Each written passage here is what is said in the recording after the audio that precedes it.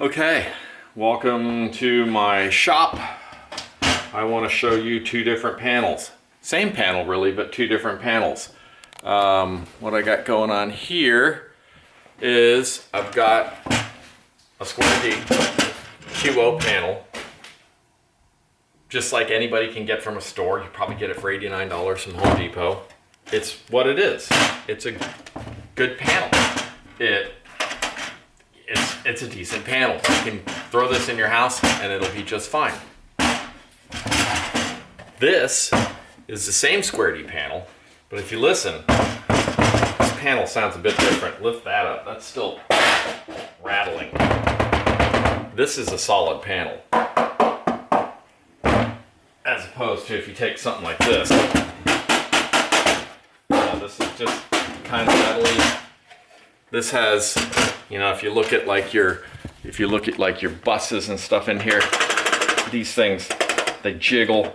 This is all aluminum here. Your ground bar is aluminum in here. I mean, it's just kind of, I don't like all that noise. I don't like all that slop. I don't like things like that.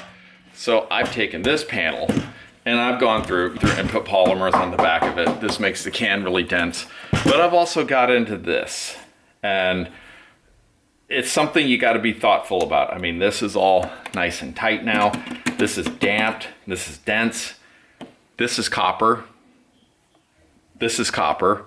When you're messing with this type of thing, when you're like getting down into this and messing with polymers, you got to make sure that you actually still have all your airflow, that these buses are like, got to be really thoughtful and purposeful about how you lay that stuff in there. They look pretty much, I mean, when you look at the two of these things and you compare the two of them, I mean, the only difference is you really got and really looked close on one of these things. You're gonna notice this has flat screws and this has more of a, like a square drive in the top of it. These are all arc fault circuit breakers that you got in here. That's what makes it NEC legal compliant code. I mean, everything that's in your house that has an outlet on it has to have an arc fault circuit breaker.